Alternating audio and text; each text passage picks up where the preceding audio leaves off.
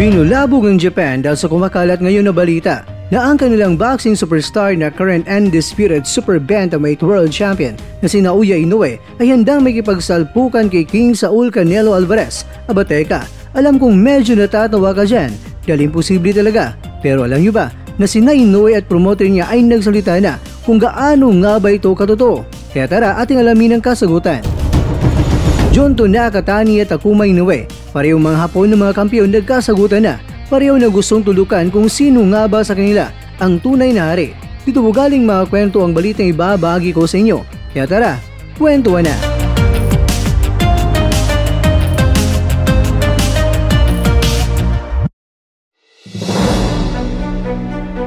Niyanig ang buong Japan dahil sa kumakalat na balitang si Inoue ay papalagaan si Canelo. Basta itong si Canelo ay dadayo lang sa Japan at doon nila gaganapin ang laban. Sumabog ang isyong ito na nagsanhi ng kaguluhan dahil ang mga legit na mga tagapagbahagi ng balita ay magkaiba ang paliwanag sa nasabing isyu na ito.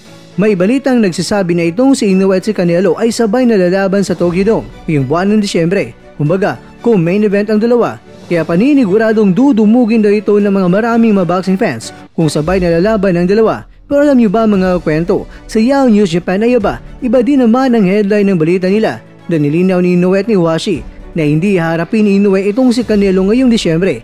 Hindi raw nila alam kung saan galing ang impormasyon na ito. Biruin mo, Inoue kontra Canelo. Siguro malapit na sa katotohanan kung sasabihin na sabay silang lalaban dahil ang dumating kasi na impormasyon sa Team Inoue ay sina Inoue at Canelo na talaga ang maghaharap.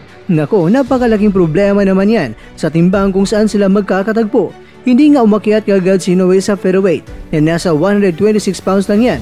Paano na kaya kung lalagpas pa dyan? Kaya para hindi maguguluhan ng mga boxing fans, tinudukan na ng Team Inoue na hindi talaga magkakarap si Inoue at Canelo at sina Inoue at Iwashi na mismo ang nagbunyag nito. Pero ipagpalagay na lang natin mga kwento na mali ang translation ng Japanese text na ito sa salin sa English dahil ang nais pala na ipaparating nila ay sabay na lalaban sina Inoue at Canelo sa Tokyo Dome ngayong buwan niya ng Disyembre. Well, syempre mga kakwento, walang papayag dyan na promoter na ipagsabay ang dalawang superstar sa boxing ngayon dahil kunti lang ang kikitain nila. Bakit nasabi kong kaunti lang? Dahil ang Tokyo Dome ay may seating capacity na 55,000 at alam nyo ba na sa laban ni Inoue kontra kay Luis Nery, pinapuno nga ito. Kaya kung ipagsabay nila ang dalawang mga superstar sa syempre, medyo malit lang ang kikitain nila dahil same venue, same seating capacity pero tataas man ang bilang. Pero kung kayang punuin ni Inoue ang Tokyo Dome ay hindi na nila kinakailangan pa ipagsabay na lalaban sina Canelo at si Inoue. Alam niyo na kakwento, boxing is business. Siguro pwedeng si Canelo lalaban sa Japan pero hindi ipagsabay sa laban ni Inoue dahil syempre may malaking chance talaga na mapuno rin ni Canelo ang Tokyo Dome at malaki rin ang kikitain nito sa pay-per-view sales kaya mahigit times 2 pa ang kikitain kung hindi ipagsabay sina Canelo at Inoue. Pero ganun pa man mga kwento, sa mga nalilito at naiisip na sina Inoue at Canelo ay niluluto na ngayon para magharap sila o sabay silang lalaban sa isang boxing event sa Japan ay wala pong katotohanan nito at mismong sina Inoue na at Iwashi ang nagbunyag patungkol dito.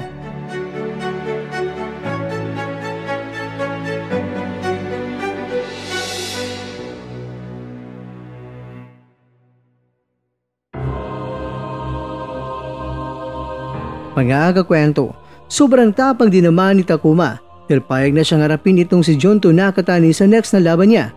Nagsimula ang hamunan ng sinabi ni Inoue na kung kakasal siya ni Nakatani ay dapat tumaan muna siya sa kapatid niya na si Takuma. Kaya tinanggap naman ito ni Nakatani at lalabanan niya si Takuma pagkatapos ay isusunod niya itong si Naoya. Kaya sumagot din naman si Takuma na handa siyang harapin si Nakatani sa susunod niya na laban para dalawang belt na ang nakataya sa kanilang digmaan. Ikaw kukwento, saan mapupunta ang iyong money? Kay Takuma o di kaya kay Nakatani?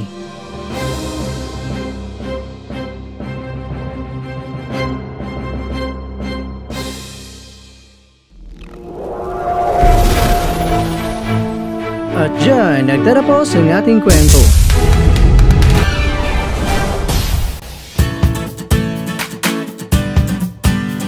Maraming salamat mga kakwento sa inyong panunood. Pero baka naman mga kwento ay nagustuhan niyo po ang kwento natin ngayon. Baka pwede niyo po ako mabigyan dyan ng like, subscribe at pa-click na rin sa bell button.